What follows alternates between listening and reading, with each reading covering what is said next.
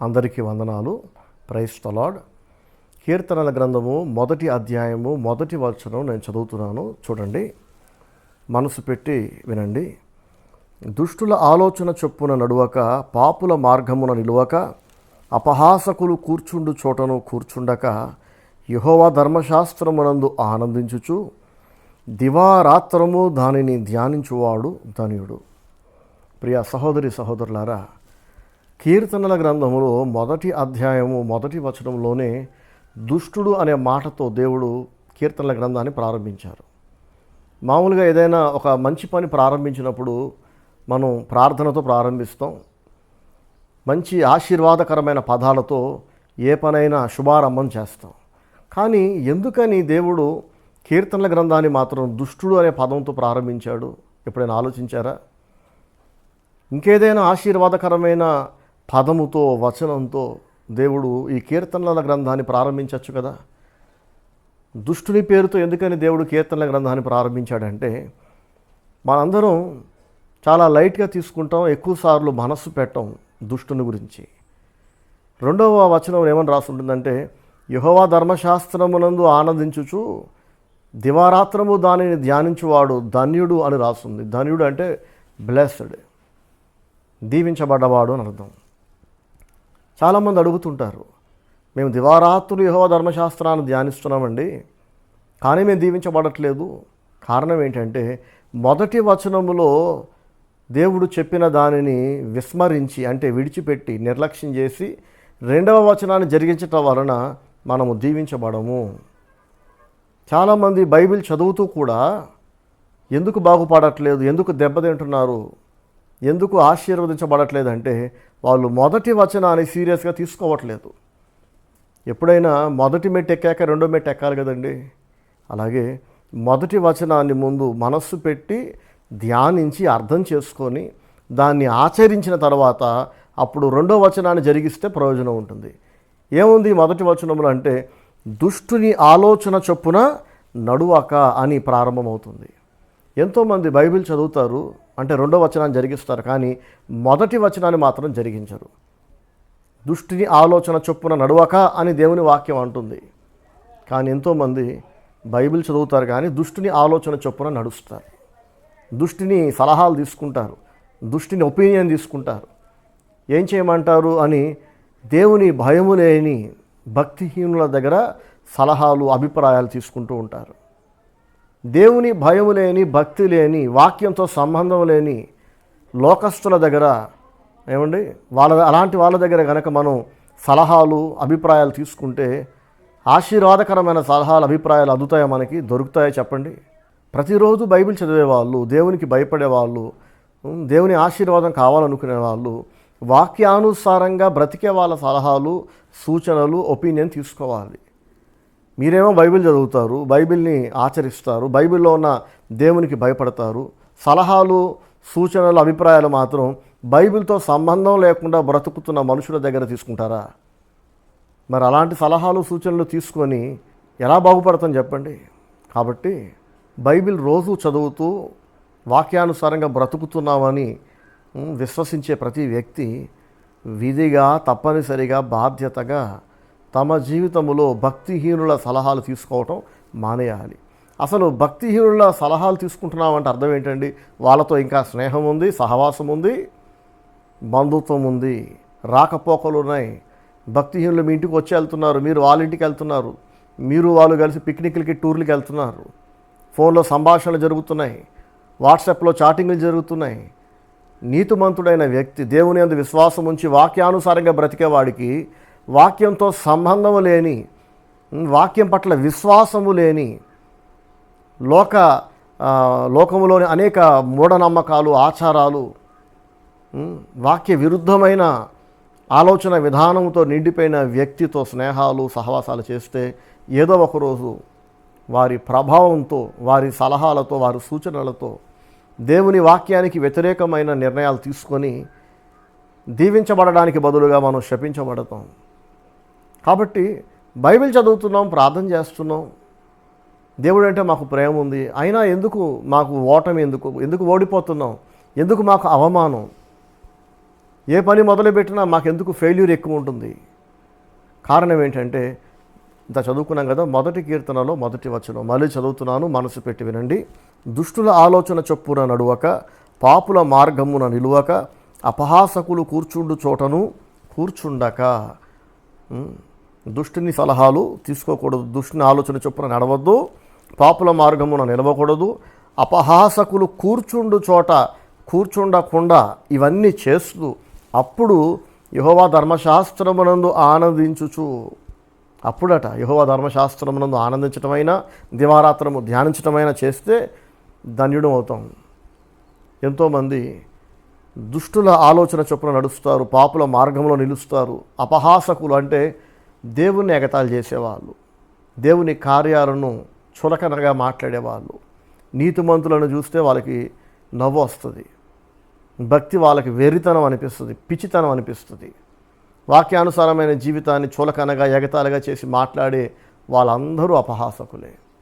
జోకులు వేసుకోవడం తప్పు కాదండి, నవ్వటం, అందరినీ నవ్వించడం మంచిదే. కానీ ఒక మనిషిని ఎగతాళి చేయటం, చులకన చేయటం, హేళన చేయటం, మనుషులను హేళన చేయటమే తప్పంటే, ఎగతాళి చేయటమే తప్పంటే, ఇక దేవుణ్ణి, దేవుని వాక్యాన్ని, దేవుని కార్యాలను ఎగతాళి చేసేవాళ్ళు ఎంత నీచమైన స్వభావం కలిగిన వాళ్ళు.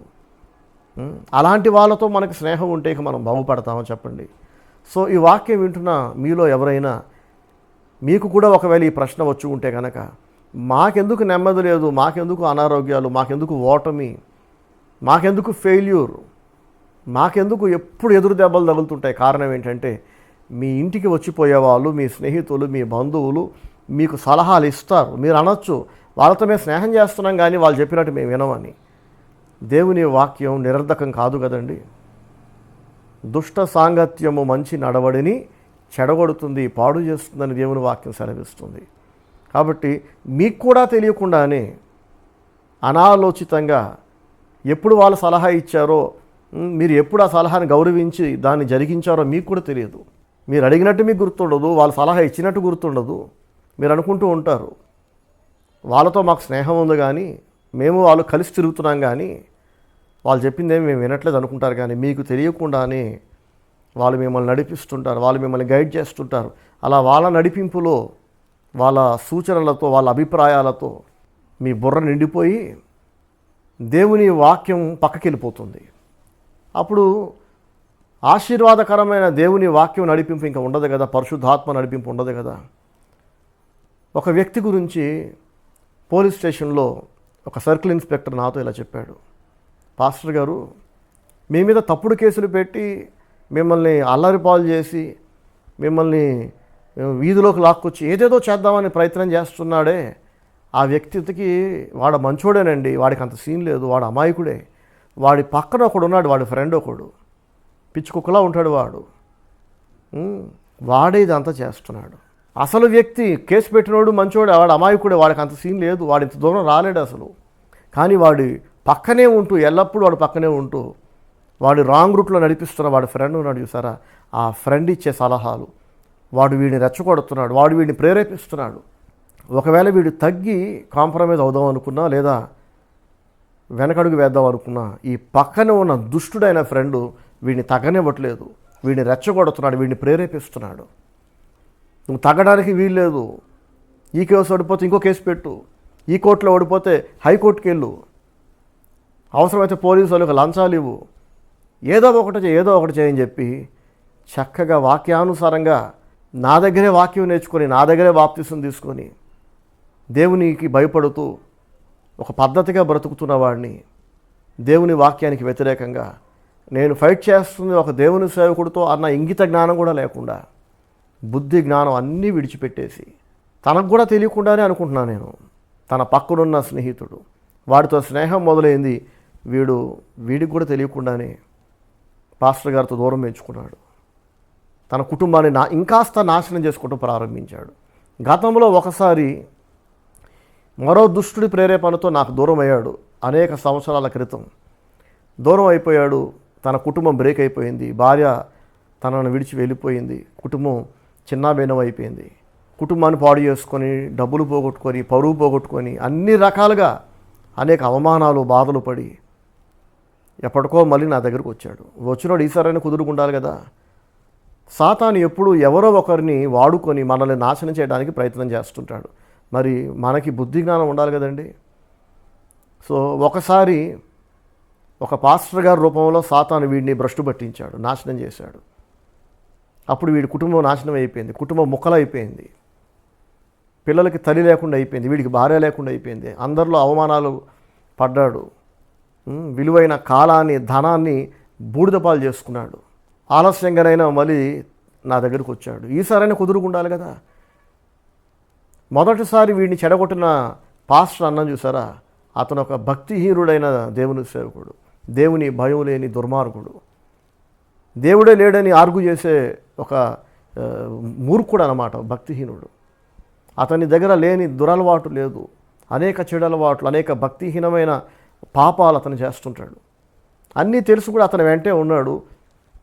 ఆయన దెబ్బతినేదేమో కానీ దేవుడు ఆయన ఎప్పుడు లెక్క అడుగుతాడో తెలియదు, కానీ ఎప్పుడు తీర్పు తీరుస్తాడో తెలియదు, కానీ వీడు మాత్రం ఘోరంగా దెబ్బతిన్నాడు. సరే, దెబ్బతిని నా దగ్గరకు వచ్చాక చాలా కాలం బాగానే ఉన్నాడు. పిల్లలు కూడా చక్కగా చదువు నేర్చుకుంటూ భక్తిగా సన్మార్గంలో నడుస్తున్నారు. ఇతని చేతి పనులు ఆశీర్వదించబడుతున్నాయి. నాకు సేవలో సహాయం చేసేవాడు. నేను నా భార్య కూడా అతని పిల్లలు ఎంతో ప్రేమించాం, సొంత బ్రదర్లా చూసుకున్నాం. టిఫిన్ చేసేవాడు, భోజనం చేసేవాడు, టీ తాగేవాడు. సడన్గా ఉన్నట్టుండి అతనిలో దుర్బుద్ధి మొదలైంది. అర్థమవుతుంది చాలా తేడాగా ప్రవర్తిస్తున్నాడు, అసూయ పడుతున్నాడు, ఒకలాంటి గర్వపు మాటలు మాట్లాడటం ప్రారంభించాడు. ఒక సమయంలో అయితే నా ముందు కూర్చొని నాకు వార్నింగ్లు ఇస్తూ నన్ను హెచ్చరించే ప్రయత్నం చేశాడు. అంత సీన్ లేదు వాడికి, అంత సీన్ లేదు. భార్య విడిచిపెట్టి వెళ్ళిపోయిన వాడికి ఎవరు విలువిస్తారండి సమాజంలో కదా, ఎవరు లెక్క చేస్తారు అసలు?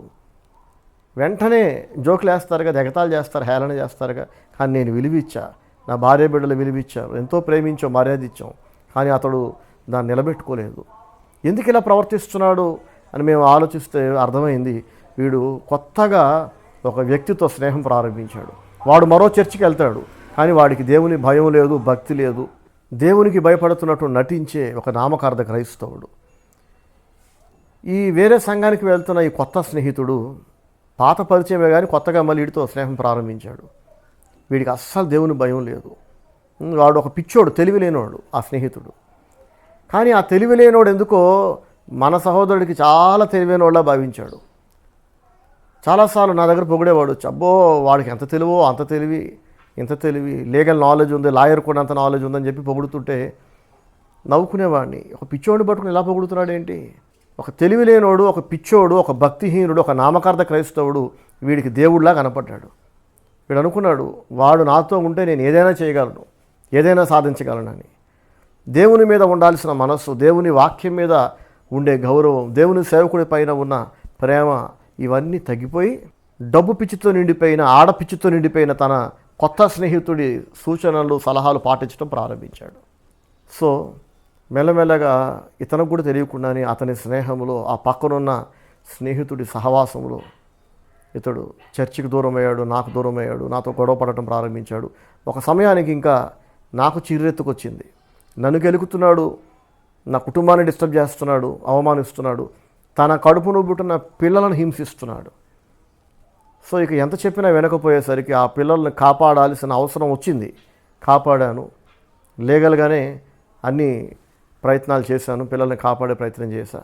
వెంటనే ఇతను నా గురించి తప్పుడు ప్రచారాలు చేస్తూ అల్లరి చేసే ప్రయత్నం చేస్తే ఆ సందర్భంలో అన్నమాట ఒక పోలీస్ ఆఫీసర్, సర్కిల్ ఇన్స్పెక్టర్ నాతో అన్నాడు, వీడికి ఎంత సీన్ లేదండి, వీడు ఎంతగానో మీతో ఫైట్ చేయడు, అసలు వీడికి అంత దమ్ము లేదు, అంత ధైర్యం లేదు, అంత అవసరం లేదు. ఫస్ట్ ఆఫ్ ఆల్ మీతో ఫైట్ చేయాల్సిన అవసరం వాడికే ఉంది, ఎందుకంటే మీరు ఎన్నో ఏండ్లుగా కలుస్తున్నారు కదా, అంతే కదండి. ఇద్దరు అన్నదమ్ములు ఎంత గొడవపడ్డా మరీ ఇంత దిగజారరు కదా.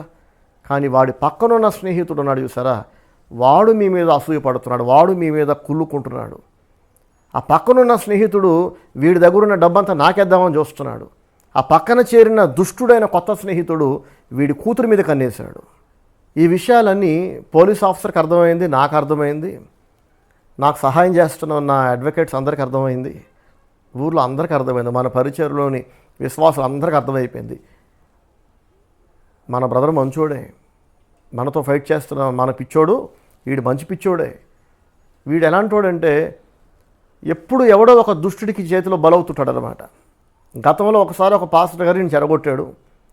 ఆ పాస్టర్ గారు చెప్పినట్టు నష్టపోయాను, దెబ్బతిన్నాను వచ్చి మళ్ళీ నా దగ్గర ఏడిశాడు. ఇప్పుడైనా కుదురుకు ఉండాలి కదా. ఇప్పుడు కొత్త స్నేహితుడు.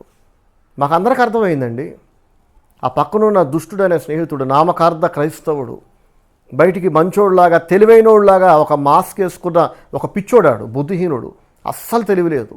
ఎందుకు ఈ మాట అంటున్నానంటే తెలివి తక్కువ నిర్ణయాలు, తెలివి తక్కువ సలహాలన్నీ వీడికి ఇచ్చి వీడిని భ్రష్టు పట్టించేశాడు, రాంగ్ రూట్లో నడిపించాడు. ఒక పిచ్చోడు సహాయం తీసుకుంటే ఏమవుతుందండి? ఆఖరికి ఓడిపోతాం కదా, పరువు పోద్ది కదా, అవమానాలే కదా మిగిలేది. నా దగ్గర ఉండి నా సలహాలు అభిప్రాయాలు తీసుకుంటూ వాక్యానుసారమైన సలహాలు అభిప్రాయాలు నడిపింపులో ఉన్నంతకాలం అతను బాగుపడ్డాడు. తన కుటుంబం పచ్చగా ఉంది. అతను పిల్లలు ఒక చక్కటి ఆశీర్వదించబడ్డ కుటుంబంలో ఉన్నారు. ఎప్పుడైతే, మళ్ళీ చెప్తున్నాను వినండి, భక్తుడులా కనిపిస్తున్న ఒక భక్తిహీనుడు, భక్తి ముసుకేసుకున్న ఒక భక్తిహీనుడు, ఒక మేధావిలాగా అందరికీ కనిపిస్తున్న ఒక పిచ్చోడు, ఒక బుద్ధిహీనుడు, ఒక మూర్ఖుడు, వాడికంతా తెలుసని వీడు అనుకుంటాడు. కానీ వాడు ఒక ముద్దపప్పు, వాడికి ఏం తెలియదు, ఒక దద్దమ్మ. వాడి సహాయంతో, వాడి ప్రేరేపణతో వాడు రెచ్చగొడుతుంటే రెచ్చిపోతూ అనవసరంగా తన విలువైన ధనాన్ని ఎవరెవరికో లంచాలు ఇస్తూ 3 ఏళ్ళు అధికారం నుండి దిగిపోయే అధికారులకి వీడి ధనాన్ని, వీడి కాలాన్ని దారబోసాడు. ఆ 3 ఏళ్ళు అధికారంలో నుండి దిగిపోయే అధికారులు చక్కగా వీడి దగ్గర ఎంత పిండుకోవాలో అంత ఫుల్ పిండుకున్నారు. డబ్బు బాగా తాగేశారని అందరూ అనుకుంటున్నారు. బాగా వాడుకున్నారు. ఎందుకు లంచాలు ఇస్తూ, ఎందుకు ఇలా ఇల్లీగల్ యాక్టివిటీస్కి పాల్పడుతున్నాడు అని అంటే పక్కన ఉన్న స్నేహితుడు. ఏం కాదురా లంచం, ఏం కాదు, నేను ఉన్నానుగా, నేను చెప్పినట్టు చెయ్యి, నువ్వు గెలుస్తావు, పాస్టర్ గారు ఓడించేద్దాం, పాస్టర్ గారిని జైల్లో పెట్టేద్దాం, ఆయన గురించి చెడ్డగా పేపర్లో వేయించేద్దాం, ఆయన అల్లరి చేసేద్దాం. ప్రియ సహోదరి సహోదరులారా, ఒక నీతిమంతుడిని అల్లరి చేయటం ఎవరి తరం కాదు, తెలుసా విషయం మీకు? అర్థమవుతుందండి? ఒక భక్తుడి గురించి ఎవరు ఎన్ని దుష్ప్రచారాలు చేసినా కడిగిన ముత్యంలాగా మళ్ళీ నీతిమంతుడైన సమాజానికి దేవుడు వేలాడి చేసుకుంటాడు. నిందలేస్తారు, వీడి కాకపోతే ఇంకొకడు.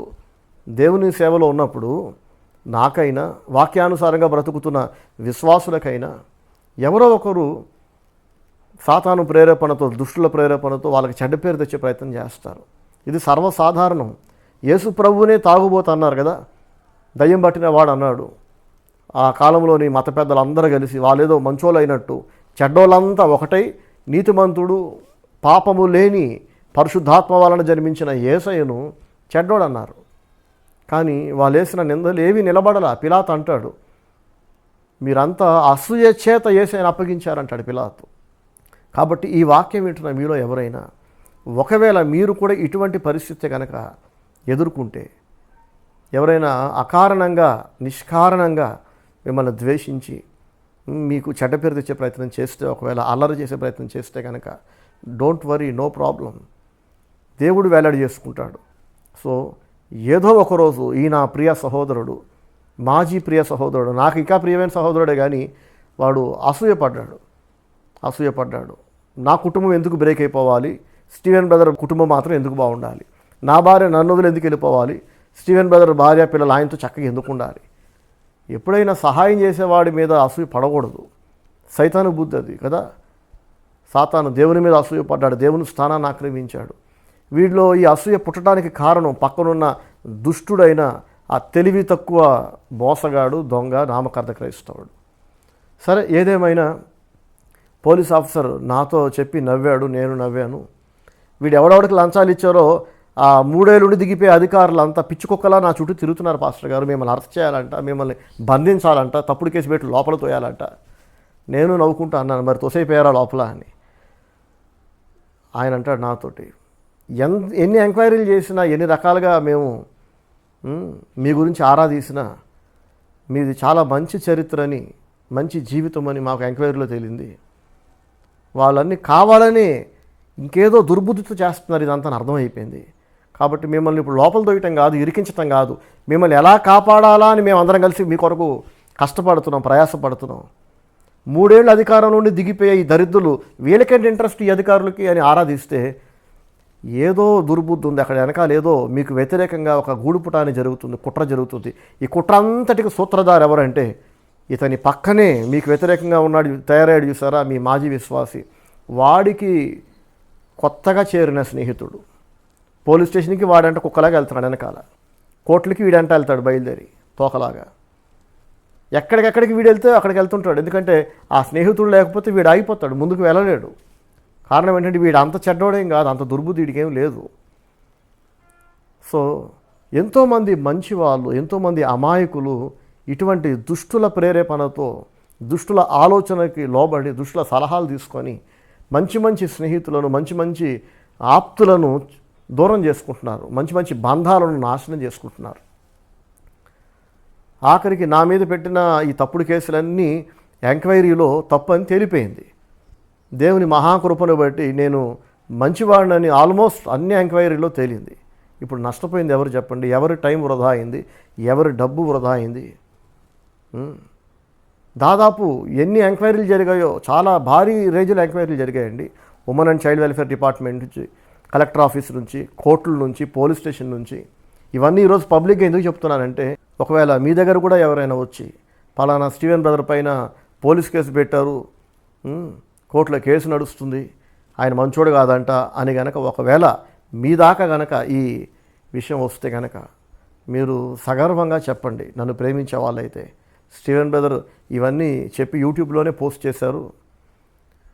ఎఫ్ఐఆర్లు, పోలీస్ కేసులు నా మీద ఎవడో ఒకటి పెట్టే ప్రయత్నం చేస్తూనే ఉంటాడు. ఎందుకంటే నేను దేవుని సేవ మాత్రమే కాదు, సోషల్ వర్క్ కూడా చేస్తుంటా, అంటే సమాజ సేవ కూడా చేస్తుంటా. ఒకవేళ ఎవడైనా నా భార్య నా ఇష్టం, నా పిల్లలు నా ఇష్టం అని చెప్పి తన భార్య బిడ్డలను, తల్లిని కానీ చెల్లిని కానీ గొడ్డును బాదినట్టు బాతున్నాడు అనుకోండి, ఒకసారి చెప్తాం, 100 సార్లు చెప్తాం, హెచ్చరిస్తాం, వార్నింగ్ ఇస్తాం, తిడతాం, గద్దిస్తాం. అయినా వాడు వినకుండా నువ్వెవడురా చెప్పడానికి, నువ్వు పాస్టర్వి, దేవుని సేవ చేసుకోవాలి కానీ భార్యను కొట్టద్దు, పిల్లలను కొట్టద్దు, హింసించద్దు అని చెప్పడానికి నీకేం రైట్ ఉంది అని చెప్పి అడ్డగోలుగా మాట్లాడాడు అనుకోండి, కళ్ళ ముందే అమాయక భార్యని, పిల్లలను, తల్లిని, చెల్లిని హింసిస్తుంటే నేను మౌనంగా ఉండను. ఖచ్చితంగా వాడి మీద పోలీస్ కేసు పెడతా. వాడు ఆటోమేటిక్గా ఏం చేస్తాడో నా మీద కౌంటర్ తప్పుడు కేసు ఇంకేదో పెడతాడు. డబ్బులు తీసానో ఇంకేదో డ్రగ్స్ ఇచ్చానో పెడతాడు. పెట్టుకోనివ్వండి, నో ప్రాబ్లం. ఎంతోమంది నాకు ఫోన్ చేసి అంటున్నారు, మీకెందుకు బ్రదర్ ఈ బాధలన్నీ, అసలు ఎందుకని మీరు ఎవరినో ఎందుకు కాపాడాలి, ఎందుకు నిందలబడాలి, మీకెందుకు ఈ చెడ్డ పేరు అని అంటే, నాకెందుకు ఈ చెడ్డ పేరు, నాకెందుకు నిందలు, నాకెందుకు కష్టాలు అనుకుని ఒకవేళ నా కళ్ళ ముందు జరుగుతున్న ఒక అన్యాయాన్ని, అకృత్యాన్ని కనుక నేను ఆపకపోతే అసలు నేను నీతిమంతుడే కాదు, దేవుని బిడ్డనే కాదు, దేవుని సేవకుడే కాదు. కొంతమంది అంటుంటారు, పోలీస్ కేసు దాకా పెట్టడం ఎందుకండి, ముందే ఒక మాట వాడికి చెప్పచ్చు కదా అంటే, ఇవన్నీ అయిపోతేనే పోలీస్ కేసు దాకా వెళ్ళాల్సి వస్తుందండి. చెప్తే విననప్పుడు, తిడితే విననప్పుడు, హెచ్చరిస్తే విననప్పుడు ఇక నెక్స్ట్ మిగిలింది తనటమే ఇంకా. సో ఇక మనం తనటం చట్టరీత్యా నేరం కాబట్టి పోలీసులకు అప్పచెప్తాం, అక్కడ నుంచి అది కోర్టుకి వెళ్తుంది. ఆటోమేటిక్గా ఇలాంటి వాళ్ళందరూ పగబెంచుకొని నా మీద తప్పుడు కేసులు పెడుతుంటారు. No problem. నాకు దేవుని మహాకృపను బట్టి దేవుడే నా జీవితంలో కలిపిన కొంతమంది మహామేధావులు, అపర చాణక్యులు లాంటి అపర మేధావులైన గొప్ప గొప్ప అడ్వకేట్స్ ఉన్నారు. జిల్లా కోర్టు నుంచి సుప్రీంకోర్టు వరకు అనర్గళంగా, సమర్థవంతంగా తమ అనుభవం అంతా వాడి కేసులు గెలిపించగలిగిన, నిజాయితీని నిరూపించగలిగిన అడ్వకేట్స్ ఉన్నారు, పవర్ఫుల్ అడ్వకేట్స్ ఉన్నారు. వాళ్ళు ఎవరికీ భయపడరు. ఒకవేళ మరి ఇన్ని మంచి పనులు చేస్తున్నప్పుడు ఎవడైనా ఇల్లీగల్గా మిమ్మల్ని భయపెట్టి, కొట్టి, తిట్టి, చంపే ప్రయత్నం చేస్తారేమో అని కూడా కొంతమంది అంటుంటారు. నో ప్రాబ్లం, అన్నిటికీ సిద్ధపడే ఈ మంచి పనులన్నీ ప్రారంభించా. హాయ్ అంటే ఏమంటామండి, మనం కూడా హాయ్ అంటాం కదా. అలాగే ఒకవేళ ఎవడైనా ఇల్లీగల్గా ఒకవేళ నన్ను బెదిరించి, కొట్టించే ప్రయత్నం చేశాడు అనుకోండి, అన్నిటికీ సిద్ధపడి ఉన్న వివరాలన్నీ నేను చెప్పలేను. కానీ ఒకటైతే నేను చెప్పగలను, ఎవరైనా నన్ను ప్రేమిస్తే నేను డబల్ ప్రేమిస్తా. ఒకవేళ ఎవరైనా రాంగ్ రూట్లో నన్ను దెబ్బతీసే ప్రయత్నం చేశారనుకోండి, అది కూడా డబల్ ఇంపాక్ట్ చూపిస్తా ఖచ్చితంగా. అంత మంచి మంచి స్నేహితులు ఉన్నారు పోలీస్ డిపార్ట్మెంట్లో కానివ్వండి, మంచి మంచి అడ్వకేట్స్ కానివ్వండి. నన్ను ప్రేమించే ఎంతోమంది వాళ్ళు వెళ్ళిపోతారు, ఇల్లీగల్గా వెళ్ళిపోతారు, చెప్పినా వినరు, ఆపరు. సో అంతవరకు ఒకవేళ నాకు ఏదైనా ప్రమాదం వస్తే, ఒక్క అడుగు అవతల నుంచి ఎవరైనా వేస్తే ఇటువైపు వాళ్ళు బుల్డోజర్ లాగా తొక్కి పడేస్తారు అందరినీ. 10 అడుగులు వేస్తారు, 100 అడుగులు వేస్తారు. ఎందుకు స్టీవెన్ బ్రదర్ జోలికి ఇల్లీగల్గా వెళ్ళామా అని తర్వాత చేతులు కాలేక ఆకులు పట్టుకున్న ప్రయోజనం ఉండదు కదా, అనవసరంగా కెలుక్కున్నామని చెప్పి బాధపడుతుంటారు. సో ఆ భయం నాకు లేదు. దేవుడే అటువంటి మద్దతుదారులను, అటువంటి సపోర్టర్స్ని దేవుడు నాకు ఇచ్చాడు. స్టీవెన్ బ్రదర్ జోలికి వెళితే వస్తారేమో అనే డౌట్ వస్తేనే ముందే వెళ్ళిపోతారు. వాళ్ళు ముందే వెళ్ళిపోయి మొత్తం ఫినిష్ చేస్తారు పూర్తిగా. నేను ఆగరు ఇంకా. కాబట్టి మరి ఇంతమంది సపోర్ట్ నాకు ఉండబట్టే నేను ధైర్యంగా ముందుకెళ్ళి ఎంతోమందికి సహాయం చేయగలుగుతున్నాను. ఈ వాక్యం వింటున్న మీలో ఎవరైనా అన్యాయాన్ని ఎదిరించాలి, అన్యాయానికి గురవుతున్న వాళ్ళని కాపాడాలి, మేము కూడా మా మద్దతు తెలుపుతాం బ్రదర్, మేము కూడా మీకు సహాయపడతాం అనుకుంటే కనుక ఖచ్చితంగా యు ఆర్ మోస్ట్ వెల్కమ్. నాకు కాల్ చేయండి, నాకు సపోర్ట్ చేయండి. మీరు ఏ విధంగా నాకు సహాయం చేయగలరో, సపోర్ట్ చేయండి. నాకేదో మీరు ఉపయోగపడితే నేను మేలు పొందుతానని కాదు. నాకు కావలసినంత సపోర్టు, కావలసినంత మంది సహాయకులు, కావలసినంత ఫైనాన్స్, ఫండ్స్ అన్నీ రెడీగా దేవుడు నాకు ఇచ్చాడు. మీరు కూడా ఇటువంటి మంచి పనులలో భాగస్వాములు కావాలనుకుంటే, మీరు కూడా ఆశీర్వాదకరమైన ఈ పనిలో భాగస్వాములు కావాలనుకుంటే, ఏ పని? సమాజములోని అభాగ్యులైన వాళ్ళు ఎవరైనా అన్యాయానికి గురైతే, బాధకు గురైతే వాళ్ళని నేను స్టీవెన్ శాస్త్రి ఫౌండేషన్స్ తరపున ఈ పరిచయలోని అనేక మంది విశ్వాసుల సహకారంతో, అలాగే అనేక మంది గొప్ప గొప్ప మేధావులైన వెల్ సెటిల్డ్ అడ్వకేట్ సహాయంతో, అలాగే పోలీస్ డిపార్ట్మెంట్లో ఉన్న అనేక మంది కానిస్టేబుల్ కాదండి, సబ్ ఇన్స్పెక్టర్ కూడా కాదు, అంతకంటే ఉన్నతమైన క్వాలిఫికేషన్లో ఉన్న సర్కిల్ ఇన్స్పెక్టర్ మొదలుకొని ఆపై ర్యాంకులు ఉన్న ఎంతోమంది పోలీస్ ఆఫీసర్లు ప్రభు నాకు ఇచ్చారు ఈ సేవలో. వాళ్ళందరి సహకారంతో, మద్దతుతో, సపోర్ట్తో, మోరల్ సపోర్ట్తో, ఫైనాన్షియల్ సపోర్ట్తో, ఎన్ని విధాలుగా వాళ్ళు సాయం చేయగలరు అన్ని విధాల వాళ్ళందరి సహాయంతో నేను ముందుకెళ్తున్నాను. సో ఇందులో మీరు కూడా భాగస్తులు అవ్వాలనుకుంటే కనుక ఖచ్చితంగా నాకు కాల్ చేయండి. నో ప్రాబ్లం, మీరేం భయపడకండి. ఇవాళ స్టీవెన్ బ్రదర్కి మేము లీగల్ విషయాల్లో హెల్ప్ చేస్తే రేపు మాకేదైనా ఇల్లీగల్గా ఎవరైనా అటాక్ చేస్తారేమో అని భయపడకండి. ఎవరు మీ మీద అటాక్ చేయకుండా నేను మీకు రక్షణ కల్పిస్తా. అర్థమవుతుందా? నేను, నాతో పాటు నా టీం మీకు రక్షణ కల్పిస్తారు. దేవుడు ఎలాగో కాపాడుతాడు. కాబట్టి ఎవరైనా ఇల్లీగల్గా మిమ్మల్ని అటాక్ చేయాలనుకుంటే వాళ్ళకి ఎకరం తడిసిపోద్ది ఖచ్చితంగా. ఎందుకంటే వెనకాల స్టీవెన్ బ్రదర్ ఉన్నాడు. స్టీవెన్ బ్రదర్కి పెద్ద టీం సపోర్ట్ ఉంది. మేము ఇల్లీగల్గా ఒక అడుగు వేస్తే కనుక వాళ్ళు 100 అడుగులు వేసి తొక్కి పాడేస్తారు పూర్తిగా అని భయం వాళ్ళకి కలిగిస్తాం ఖచ్చితంగా. కాబట్టి మీరెవరు భయపడద్దు. దేవుని నమ్ముకున్న ప్రతి వ్యక్తి తన వరకు తన స్వార్థం చూసుకోకుండా బాధలో ఉన్న సమాజంలోని మిగతా వ్యక్తులకు కూడా సహాయం చేయాలి. మరి అలా సహాయం చేసినప్పుడు ఎవరైనా రాంగ్ కేసులు పెడతారు, ఫేక్ కేసులు పెడతారు, ఫాల్స్ కేసులు పెడతారు. పెట్టనివ్వండి, ఎన్ని పెడతారో పెట్టనివ్వండి. We will fight back. God will help us. తప్పకుండా మనం గెలుస్తాం. కానీ వాళ్ళ తాట తీస్తాం ఖచ్చితంగా. ఎవడైతే గర్వంతో ఎగిరెగిరి పడ్డాడో వాళ్ళందరూ మట్టి కరుస్తారు ఖచ్చితంగా. దేవుడు ఎలాగో మట్టి కరిపిస్తాడు. అలాగే మనము మన టీం సహాయంతో మనం చేసేవన్నీ మనం చేస్తాం. కనుక ఏదేమైనా ఇవన్నీ ఎందుకు చెప్తున్నానంటే, దుష్టిని ఆలోచన చొప్పున నడవద్దన్నాడు దేవుడు. నడుస్తే ఏమవుతుందంటే ఇలాగే ఉంటుంది. డబ్బులు పోతాయి, లంచాలు ఇచ్చి ఇచ్చి ఇచ్చి డబ్బులన్నీ పోతాయి. ఇంకేం మిగలదు. ఇంకా కష్టపడి సంపాదించిన డబ్బు, వాడిని వీడిని ముంచి సంపాదించిన డబ్బు మొత్తం లంచాలకే పెట్టాల్సి వస్తుంది. తర్వాత విలువైన కాలం పోతుంది. తిరిగి తిరిగి తిరిగి కాళ్ళు అరిగేలాగా పిచ్చి కుక్కలాగా ఊర్ల మీద పడి ఆ కోర్టుకి ఈ కోర్టుకి, ఆ పోలీస్ స్టేషన్కి ఈ పోలీస్ స్టేషన్కి పడి తిరిగే బదులు అసలు ఎందుకు దుష్టుని ఆలోచన తీసుకోవాలి? ఎందుకు దుష్టుల సలహాలు తీసుకోవాలి? అసలు దుష్టులతో స్నేహం ఏంటి? చాలామంది అంటుంటారు నిండా మునిగినాక, అసలు అటు దుష్టుడని మాకు తెలియదండి, తెలిస్తే అసలు మేము స్నేహమే చేసేవాళ్ళం కాదండి. ప్రియ సహోదరి సహోదరులారా, ఎవడు దుష్టుడో ఎవడు నీతిమంతుడో తెలియాలంటే మనకి ప్రతిరోజు దేవునితో సమయం గడిపే అలవాటు ఉండాలి. రోజు వాక్యం ధ్యానించాలి, ఏకాంత ప్రార్థనలో సమయం గడపాలి. ఇలాంటి అమాయకులు ఎంతోమంది రోజు బైబిల్ చదవరు, ప్రార్థన చేసుకోరు. ఏంటంటే ఖాళీ లేదు బ్రదర్, పనండి, చేతి నిండా పనండి, పగలంతా కష్టపడి మధ్యరాత్రి 2 దాకా కష్టపడి ఇంకా డబ్బులు సంపాదించేద్దామని. ఒరే నాయన, సంపాదించింది ముందు అనుభవించాలి కదా. ఇప్పటిదాకా సంపాదించింది నువ్వు అనుభవించకుండా, ఉన్నదానితో తృప్తి చెందకుండా, బైబిల్ చదవకుండా, ప్రార్థన చేయకుండా, చర్చికి రాకుండా కొంతమంది చర్చిని పరంగా పెట్టి సంపాదిస్తుంటారు. బైబిల్ చదివే టైము, ప్రార్థించే టైము, నిద్రపోయే టైం కూడానండి. లేట్గా రాత్రి 2 గంటలకి పడుకుంటారు. అప్పటిదాకా వర్క్ చేసి మళ్ళీ పొద్దున 5 గంటలకే మొదలెడతారు. నిద్ర ఉండదు కదా, ఆరోగ్యం అంతా పోతుంది. బీపీ, షుగర్ లాంటి వ్యాధులు వస్తాయి, హార్ట్ అటాక్ లాంటి జబ్బులు వస్తాయి. అవయవాలన్నీ బ్రతుకుండగానే కూలిపోతుంటాయి. ఎడమ కన్ను ఒక అతనికి బాగోలేకుండా అయింది. షుగర్ వాళ్ళనో బీపీ వాళ్ళనో అయింది.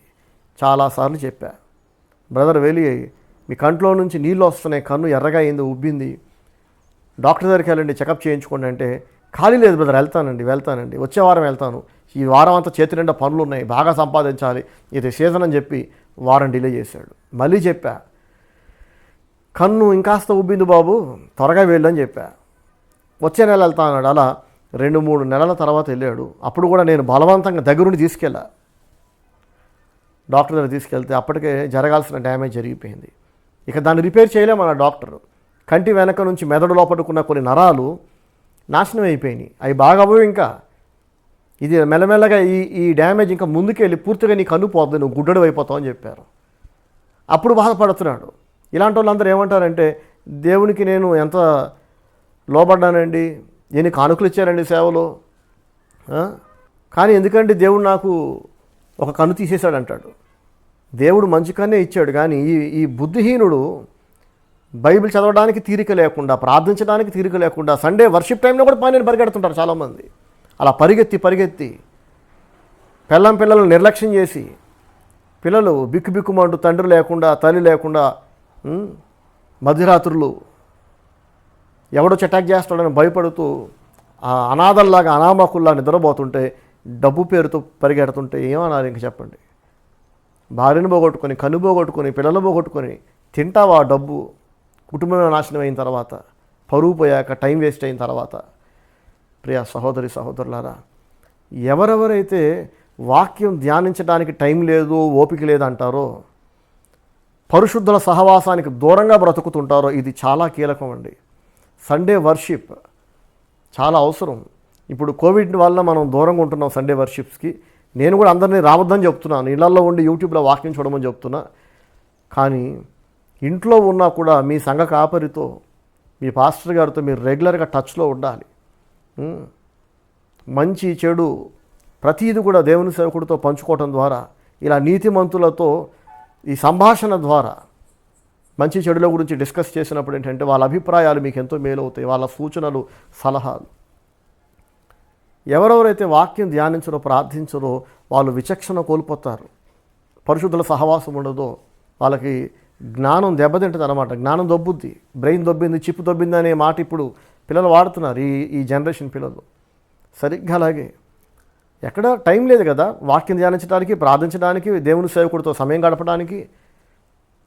ఆటోమేటిక్గా ఎవరు దుష్టుడో, ఎవరు నీతిమంతుడు ముసుగేసుకున్న దుష్టుడో గుర్తుపట్టలేక ఎంతోమంది మేధావులు ముసుగేసుకున్న బుద్ధిహీనులను మేధావులు అనుకుని వాళ్ళ సలహాలు వింటుంటారు.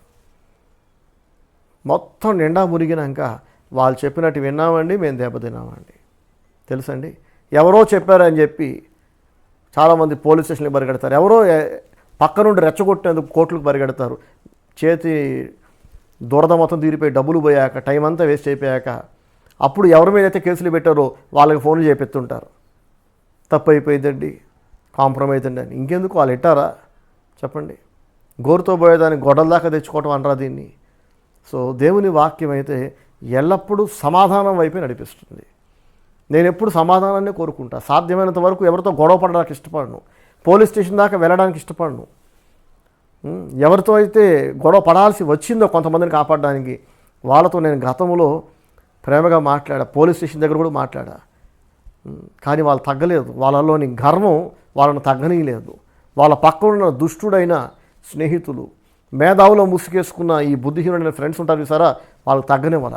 నువ్వు తగ్గద్దు, పాస్టర్ గారు ఇంత ప్రేమగా కాంప్రమైజ్ అవుతున్నారంటే ఆయన భయం పట్టుకుంది, ఆయన భయపడిపోతున్నాడు, ఆయన వణికిపోతున్నాడు, ఆయన తెల్లమోహం వేశాడు.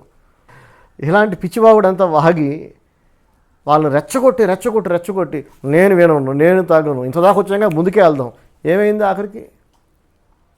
డబ్బులు పోయి, పరువు పోయి, టైం పోయి, ఎవరితో ఫైట్ చేశారో మళ్ళీ సిగ్గు లేకుండా వాళ్ళకే ఫోన్ చేసి, ఇప్పుడు మీరు తప్ప నాకు వేరే గతి లేదు, దిక్కు లేదని వాళ్ళ కాలు పట్టుకుంటే ప్రయోజనం ఉంటుందో చెప్పండి? గతంలో నేను కాంప్రమైజ్ అడిగినప్పుడు కాంప్రమైజ్ అవ్వకుండా నాతోనే ఫైట్ చేసి ఇప్పుడు మళ్ళీ నా దగ్గరకు వచ్చి నా సహాయం అడిగితే నేను సహాయం చేస్తానని చెప్పండి? ఇది తెలిసి రావాలనుకుంటానా లేదా? ఏదైనా తోటలో పాము కూడా ఇలాగే హవ్వతో మాట్లాడి చక్కటి అనుబంధాన్ని తెంచేసింది. దేవునితో ఆదాము అవ్వలకున్న అనుబంధాన్ని ఈ పాము చెడగొట్టింది. పాముతో మాటలేంటి, పాముతో ముచ్చట్లేంటి, పాముతో డిస్కషన్ ఏంటి, పాముతో సంభాషణ ఏంటి, అసలు చండాలంగా వాళ్ళని ఎంతో ప్రేమగా సృష్టించి వాళ్ళకి అన్నీ ఇచ్చిన దేవునికి వ్యతిరేకంగా పాము మాట్లాడుతుందంటే గుర్తుపట్టదా? ఇంత చెప్పుకున్నావు సహోదరుడు, ఎవడో కొత్త స్నేహితుడు ఎంటర్ అయ్యాడు, ఆడు మేధావిలా కనిపిస్తున్నాడు, ఆడు పిచ్చోడని గుర్తుపట్టాలి కదా. వీడు స్టీవెన్ బ్రదర్కి వ్యతిరేకంగా మాట్లాడుతున్నాడు, స్టీవెన్ బ్రదర్ని తక్కువ చేస్తూ మాట్లాడుతున్నాడు, స్టీవెన్ బ్రదర్కి నాకు దూరం పెంచే మాట్లాడుతున్నాడు అంటే వీడు సరైనోడు కాదని గుర్తుపట్టాలిగా. ఇప్పుడు గుర్తుపట్టిన ప్రయోజనం ఏంటి? ఇంకా పాము లాంటి మనుషులు ఉంటారండి భూమి మీద.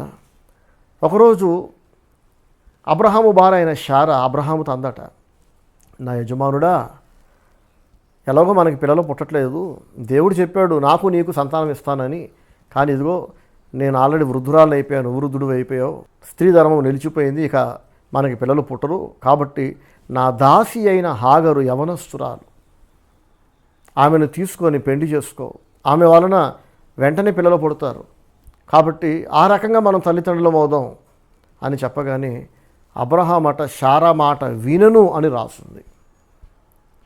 శారా ఇచ్చిన సలహా దేవుని వాక్కుకి వ్యతిరేకమైన సలహా. కాబట్టి ఇప్పుడు శారా ఎందుకు అలా మాట్లాడుతుందంటే సాతాను శారాని ప్రేరేపించాడు. దేవుని వాక్కుకి వ్యతిరేకంగా ఎవరు పలికినా గుర్తుపెట్టుకోండి, అది సాతాను ప్రేరేపణే.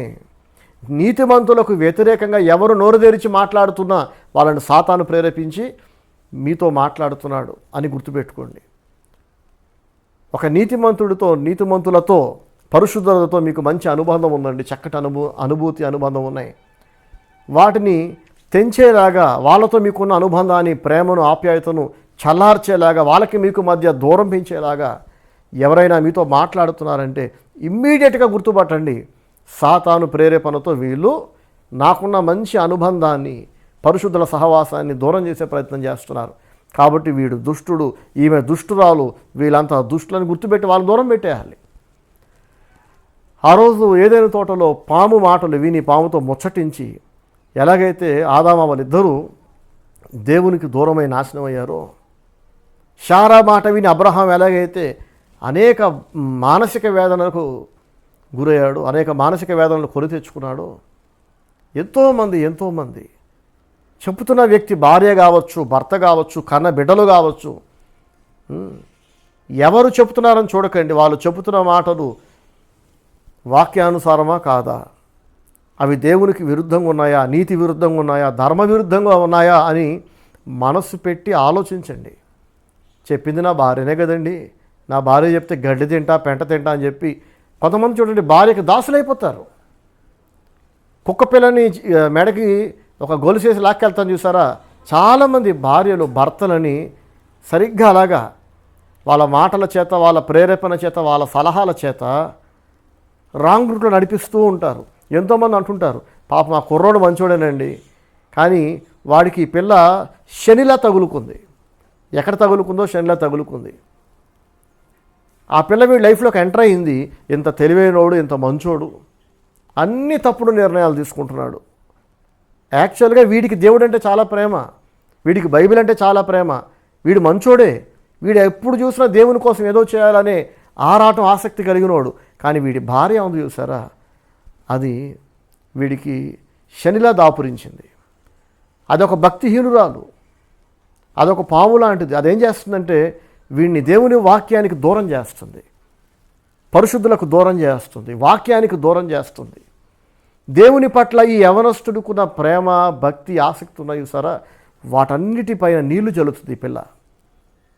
పోనీ అన్ని చేసి ఈ పిల్లను బాగుపడుతుందా అంటే, ఇన్ని పెంట పనులు చేస్తున్నప్పుడు మరి దేవుడు మొత్తడా, దేవుడు శిక్షించడా, దేవుడు పనిష్మెంట్ ఇవ్వడా చెప్పండి.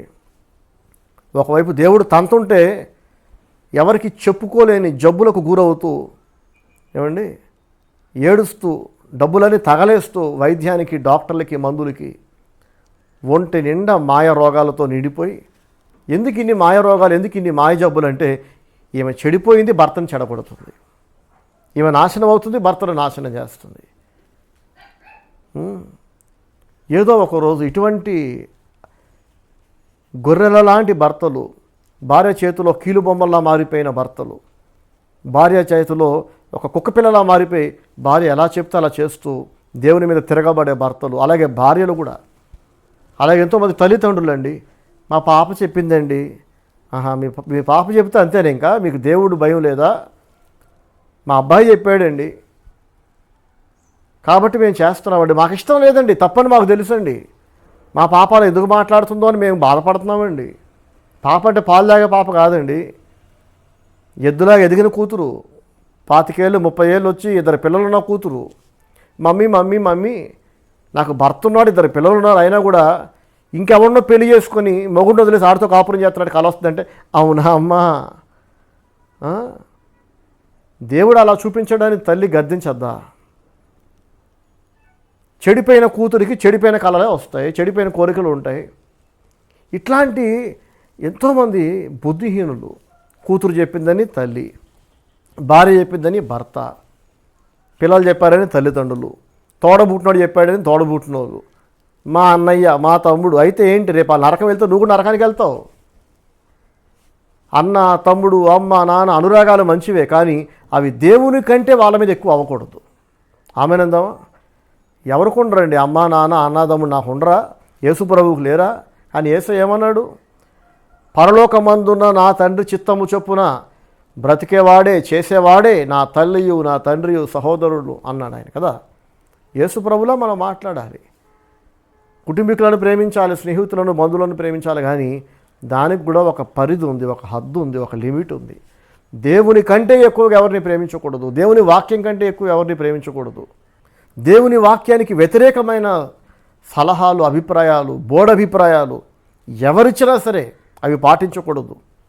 దేవుని పట్ల మనకున్న ప్రేమ, ఆసక్తి, నిబద్ధతను మనం దూరం చేసుకోకూడదు ఎవరు చెప్పినా సరే.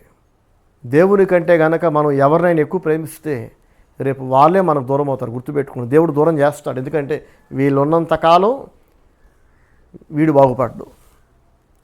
ఈ వల్లమాలిన ప్రేమతో, దిక్కుమాలిన ప్రేమతో వీడు జీవితాన్ని నాశనం చేసుకుంటాడని చెప్పి దేవుడు యాకోబుకి రాహేలును దూరం చేశాడు. తెలుసా ఆ విషయం మీకు? ఇది మరోసారి ఇంకెప్పుడైనా మరింత వివరంగా మీతో పంచుకుంటాను. అయితే మెట్టుకు ఇప్పుడు వాక్యం ముగించే ముందు మరోసారి మీ అందరితో పంచుకుంటున్నాను. దుష్టుని ఆలోచన చొప్పున నడవకూడదు. ఎవరు దుష్టుడు, ఎలా గుర్తుపట్టాలి? ప్రతిరోజు వాక్యం ధ్యానించండి, దేవుని సన్నిధిలో మోకరించి ప్రార్థించండి, వాక్యానుసారంగా జీవించండి. దేవుని వాక్యం కంటే ఎవరి సలహాలు, అభిప్రాయాలు, గైడెన్సు ముఖ్యం కాదని నమ్మండి. దేవుని వాక్యానికి వ్యతిరేకమైన సలహాలు, సూచనలు చిన్నది ఎవరిని ఇచ్చినా సరే ఇమ్మీడియట్ గుర్తుపట్టండి, సాతాను మీతో మాట్లాడుతున్నాడు వాళ్ళ ద్వారా. మిమ్మల్ని నాశనం చేయడానికి, మీకు భవిష్యత్తు లేకుండా చేయడానికి, మిమ్మల్ని భ్రష్టు పట్టించడానికి సాతానే మీతో మాట్లాడుతున్నాడు వాళ్ళ ద్వారా అని గుర్తుపట్టండి. దేవుని భయము లేని భక్తిహీనుల సలహాలు తీసుకోకండి. వాక్యంతో సంబంధం లేని వ్యక్తుల నడిపింపు తీసుకోకండి. దేవునికి దూరంగా బ్రతుకుతున్న లోకస్తుల చేత నడిపించబడకండి. ఎల్లప్పుడూ వాక్యం చేత, వాక్యానుసారంగా జీవించే నీతిమంతుల సలహాలు తీసుకోండి. అటువంటి పరిశుద్ధుల సలహాలే తీసుకోండి. ఆ రోజు పాము మాట హవ్వ వినకుండా ఉండాల్సింది, శారా మాట అబ్రహాము వినకుండా ఉండాల్సింది కదా. బాప్తిసం ఇచ్చి యోహాను తల నరికిమ్మని చెడిపోయిన పాపిష్టి తల్లి చెప్పగానే కూతురు వినది. విని ఒక నీతిమంతుడు మరణానికి కారణమైంది. అలా ఆ రోజు వ్యభిచార పాపంలో బ్రతుకుతున్న ఒక వ్యభిచార స్త్రీ కేవలం మా అమ్మ అనే కారణంతో ఆ పాపిష్టి స్త్రీ, దుష్టురాలైన ఆ వ్యభిచార తల్లి చెప్పిన మాట విని చిన్న బిడ్డ యవనస్తురాలు రాజుగారిని అడిగింది, నీకేం కావాలో కోరుకొని రాజు అడిగినప్పుడు బాప్తిసం ఇచ్చి యోహాను తల నరికించి పల్లెములో పెట్టి ఇమ్మని అడిగింది. అక్కడున్న వాళ్ళందరికీ బాధేసింది, రాజుగారికి, సభలో ఉన్న వాళ్ళందరికీ. ఏంటి ఈ అమ్మాయి ఎలా అడుగుతుంది, ఏం చేసుకుంటుంది నీతిమంతుడైన యోహాను తల అంటే? అది ఈ పిల్ల కోరిక కాదు, చెడిపోయిన ఆ పిల్ల తల్లి కోరిక. మాట్లాడుతున్నది ఈ పిల్లే, కానీ దీని చేత మాట్లాడిస్తున్నది వెనక ఉన్న చెడిపోయిన దుష్టురాలైన ఒక స్త్రీ, కన్నతల్లి. ఆ కన్నతల్లి ప్రేరేపణతో దేవుని భయము లేని భక్తిహీనురాలైన వ్యభిచార పాపంలో బ్రతుకుతున్న చెడిపోయిన కన్న తల్లి కూతురిని ప్రేరేపించి కారణజన్ముడైన ఒక ప్రవక్త మరణానికి కారణమైంది. ప్రియా సహోదరి సహోదరులారా, బాగుపడాలనుకునే వాళ్ళు ఏదో ఒకరోజు దేవుని సన్నిధిలో మనందరం లెక్క చెప్పాలి కదా దేవునికి. ఆ రోజు సిగ్గుపడకుండా తలెత్తుకొని బ్రతకాలని కోరుకునే ప్రతి ఒక్కరూ, తల్లిదండ్రులు, కన్నబిడ్డలు, తోడబుట్టిన వాళ్ళు, భార్య భర్త అనే ఈ అనుబంధాలకు అనురాగాలకు అతీతంగా దేవుని ప్రేమించాలి. భార్యాభర్తలను, అమ్మానాన్నలను, కన్నబిడ్డలను ప్రేమించాలి, కానీ దేవుని కంటే ఎక్కువ కాదు. ఇక వాక్యం ముగించే ముందు ఒకే ఒక సంఘటన మీతో పంచుకొని నేను ముగిస్తాను. మనసు పెట్టి వినండి, చాలా ముఖ్యమైనది. రాజైన సొలొమోను, అతనికంటే తెలివైన వాళ్ళు, మేధావులు అతని ముందు కానీ అతని తర్వాత కానీ లేరట. దేవుడే చెప్పాడు. అంత తెలివి దేవుడు అతనికి ఇచ్చాడు. కానీ ఇతను ఏం చేశాడట? చూడండి ఒకసారి, బైబిల్లో ఉన్నది నేను చదువుతున్నాను. మొదటి రాజుల గ్రంథము 11వ అధ్యాయము 3-4 వచనాలు. అతనికి 700 మంది రాజకుమార్తెలైన భార్యలను 300 మంది ఉపపత్నులను కలిగి ఉండిరి. అతని భార్యలు అతని హృదయమును త్రిప్పివేసిరి. సొలొమోను వృద్ధుడైనప్పుడు అతని భార్యలు అతని హృదయమును ఇతర దేవతల తట్టు త్రిప్పగా, అతని తండ్రి అయిన దావీదు హృదయము వలె అతని హృదయము దేవుడైన యెహోవా యెడల యథార్థము కాకపోయెను. చూసారండి, అతని భార్యలు అతని హృదయమును ఇతర దేవతల తట్టు త్రిప్పగా, అతని భార్యలు అతని హృదయమును త్రిప్పివేసిరి. ప్రియా సహోదరి సహోదరులారా, సొలొమోనుతో దేవుడు అనేక మార్లు దర్శించి మాట్లాడాడు. అయినప్పటికీ అతను మారలేదు. ఎందుకు మారలేదంటే, దేవుని మీద అతనుకున్న ప్రేమ కంటే భార్యల మీద ప్రేమ ఎక్కువైపోయింది. ఎంత తెలివి ఉంటే ఏం ప్రయోజనం అండి కదా. సొలొమోను కంటే తెలివైనవాడు ఎవడు లేడు ఈ భూమి మీద. కానీ అంత మేధావి భార్యలకు లోబడ్డాడు, భార్యల ప్రేరేపణకు లోబడ్డాడు. వాళ్ళు ఎలా చెబితే అలా చేశాడు. చాలా మంచోడు, కానీ ఏం ప్రయోజనం? భార్య చెప్పింది చేస్తాడు. ఫైనల్గా రేపు భార్య చెప్పింది అలా చేసి నరకానికి వెళ్తాడు, నాశనం అవుతాడు. ఇతను నరకానికి వెళ్ళి, భార్య నరకానికి వెళ్ళి, పిల్లలు నరకానికి వెళ్ళి ఏం సాధించారు చెప్పండి? నాకు ఒక భార్య ఉందండి, నేను కూడా ఆ భార్య మాట వింటాను, కానీ దానికి ఒక హద్దు ఉంది. దేవుని వాక్యానికి వ్యతిరేకంగా, ధర్మ విరుద్ధంగా, నీతి విరుద్ధంగా ఎన్నడైనా ఒకవేళ నా భార్య మాట్లాడితే నేను యోబు భక్తుడులాగా నా భార్యని గద్దిస్తాను తప్ప భార్య మాటకు లోబడను. నేను కూడా నా భార్యని ప్రేమిస్తాను, చాలా ప్రేమిస్తాను. నాకు ప్రాణం నా భార్య పిల్లలు అంటే. కానీ అంత మాత్రం చేత దేవుని మీద తిరగబడే ప్రేరేపణ నా భార్య ఇచ్చినా, పిల్లలు ఇచ్చినా, నేను ప్రేమించే వ్యక్తులు ఎవరిచ్చినా సరే నేను లోబడను. యోబులా నిలబడదాం. యోబుతో తన భార్య అంటది, దేవుణ్ణి దూషించి చచ్చిపో అంటది. అన్నీ ఇచ్చిన దేవుడు అన్నీ తీసేశాడు కదా, ఇంకెందుకు దేవుని ఆరాధిస్తున్నామని. కానీ యోబు ఎన్నడూ దేవుణ్ణి దూషించలేదట, తిరగబడలేదట. అప్పుడు కూడా భార్యని గద్దించి ఆమెకు నేర్పించే ప్రయత్నం చేశాడు. మనందరం యోబులాగా ఎల్లప్పుడూ దేవునికి మొదటి స్థానం ఇచ్చి, మొదటి ప్రియారిటీ ఇచ్చి, దేవుణ్ణి అందరికంటే ఎక్కువ ప్రేమిస్తే ఎంత బాగుంటుంది కదండి. కాబట్టి కీర్తనలు 1వ అధ్యాయము 1వ వచనంలో దేవుడు అందుకే దుష్టుని ఆలోచన చెప్పున నడువక అంటూ దుష్టుడి పేరుతోనే రాయించాడు దేవుడు.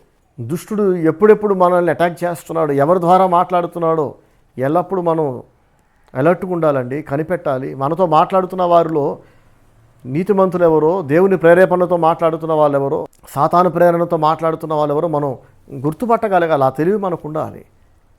కాబట్టి వీడు దుష్టుడని తెలిస్తేనే కదా వాడి ఆలోచన చొప్పున మనం నడవకుండా ఉండేది. ఇందాక సహోదరుడి గురించి చెప్పా, మంచోడే, కానీ ఎల్లప్పుడూ దుష్టుల సలహాలు తీసుకుంటాడు. ఒకప్పుడేమో దుష్టుడైన ఒక దేవుని సేవకుడు సలహా, అసలు దేవుని సేవకుడే కాదు, దేవుని సేవకుడు అవతారం ఎత్తిన ఒక దొంగ.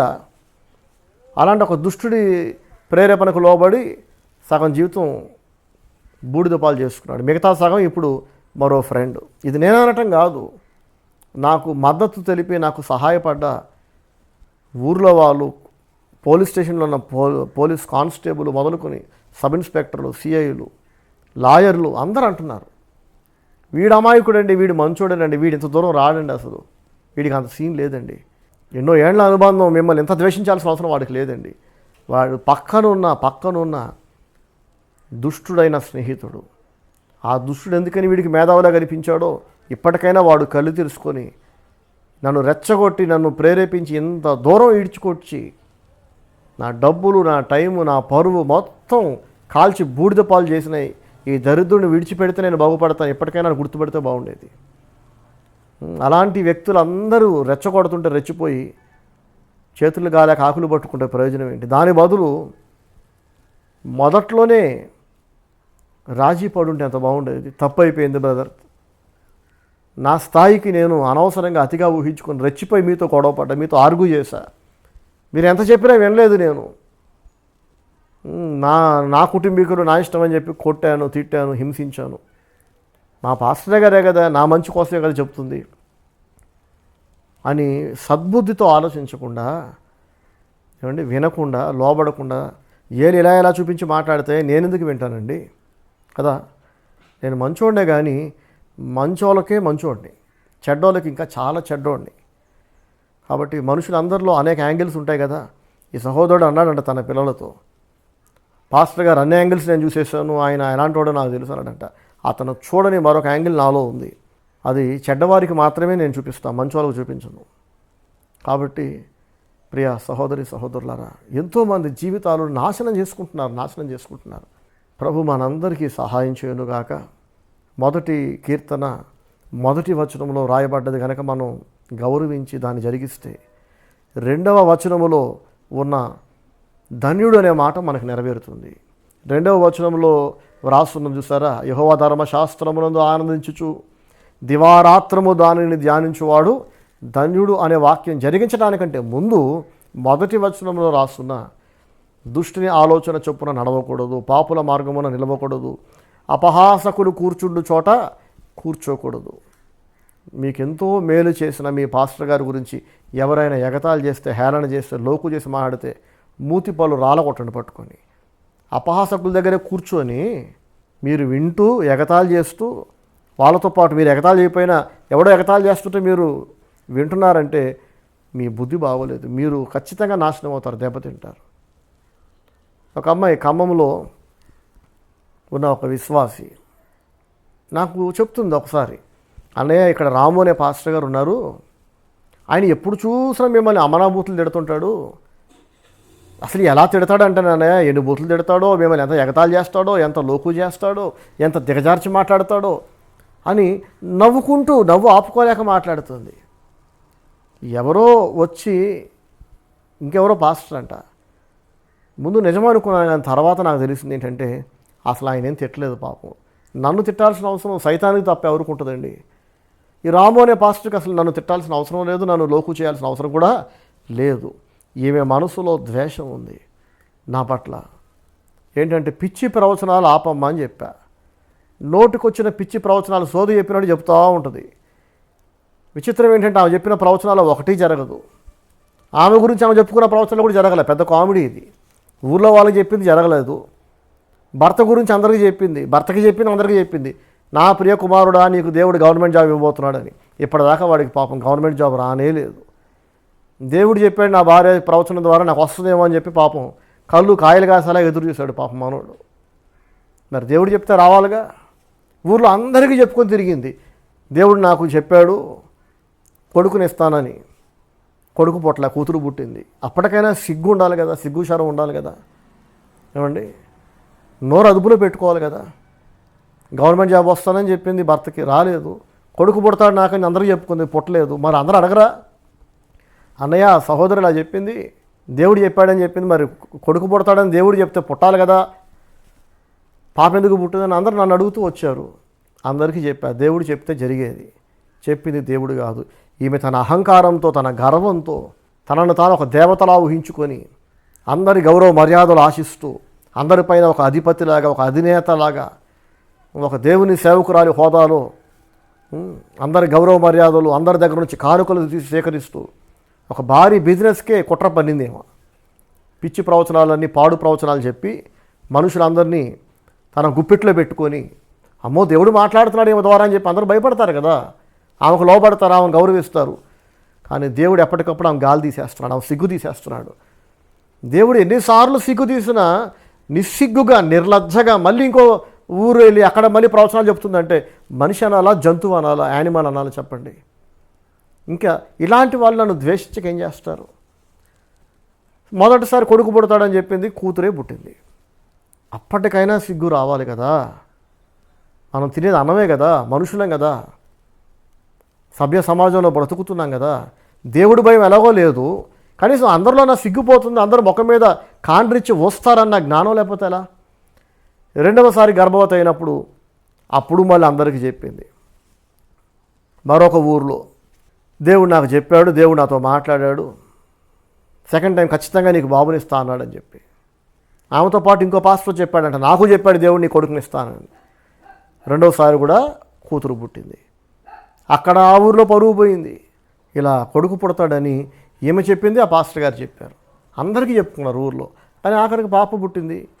వాళ్ళ పరువు పోయింది, వాళ్ళ సిగ్గు పోయింది, అయినా మార్పు లేదు. సో ఇటువంటి దుర్బుద్ధి కలిగిన వాళ్ళు ఇలా తప్పుడు ప్రవచనాలు చెప్పి, కళలు చెప్పి, దర్శనాలు చెప్పి దేవుని మీద ఉండాల్సిన మనుషుల మనస్సుని వేల వైపు తిప్పుకునే ప్రయత్నం చేస్తుంటారు. దేవుని వాక్యం మీద ఉండాల్సిన మనుషుల హృదయాన్ని వేల వైపు తిప్పుకునే ప్రయత్నం చేస్తుంటారు, ఇలా దొంగ కళలు, ప్రవచనాలు, దర్శనాలు చెప్పి. సో ఇటువంటి వాటిని నేను గద్దించినప్పుడు వీళ్ళు నన్ను ద్వేషిస్తుంటారు. గతంలో ఇటువంటి వారిని ఎంతోమందిని నేను చూశానండి. సో ప్రియ సహోదరి సహోదరులారా, ఏది ఏమైనా దుష్టులైన మనుషులు ఎందరో ఉన్నారు ఈ భూమి మీద. సాతాను వాళ్ళని వాడుకుంటున్నాడు. ఈ స్త్రీలాగా ఎంతోమంది సాతాను చేతిలో పావుల్లా మారి వాళ్ళ అధికార దాహంతో, అధికార కాంక్షతో అందరిపైన ఒక దేవుని సేవకురాలిలాగా, దేవుని సేవకులలాగా చలామణి అవ్వాలి, పాపులర్ అయిపోవాలి, దేవుని సేవను అడ్డం పెట్టుకుని బాగా డబ్బులు సంపాదించేయాలి అనే పిచ్చి కోరికతో కళలు, దర్శనాలు, ప్రవచనాలు చెప్పే దుర్మార్గులు ఎందరో ఉన్నారు. వీళ్ళు కూడా దుష్టులే. సో ఇలాంటి వాళ్ళ ఆలోచన తీసుకోకండి, ఇలాంటి వాళ్ళ సలహాలు తీసుకోకండి, వాళ్ళ చేత నడిపించబడకండి. ప్రభు మనందరికీ సహాయం చేయనుగాక. మొదటి కీర్తనలోని మొదటి వచనం, రెండవ వచనం, అన్ని వచనాలు చదవండి. మొదటి వచనాన్ని మీరు త్రికరణ శుద్ధిగా జరిగిస్తేనే రెండవ వచనంలో ఉన్న ధన్యత మీకు దొరుకుతుంది. మొదటి వచనాన్ని జరిగించి అప్పుడు రెండవ వచనంలో చెప్పబడ్డట్లుగా దివారాత్రులు యెహోవా ధర్మశాస్త్రాన్ని ధ్యానిస్తేనే అక్కడ ప్రామిస్ చేయబడ్డ ధన్యత, బ్లెస్డ్ లైఫ్ మనకు దొరుకుతుంది. ప్రభు మనందరికీ సహాయం చేయనుగాక. God bless you all. ఆమేన్. Praise the lord. ప్రభుతో జీవి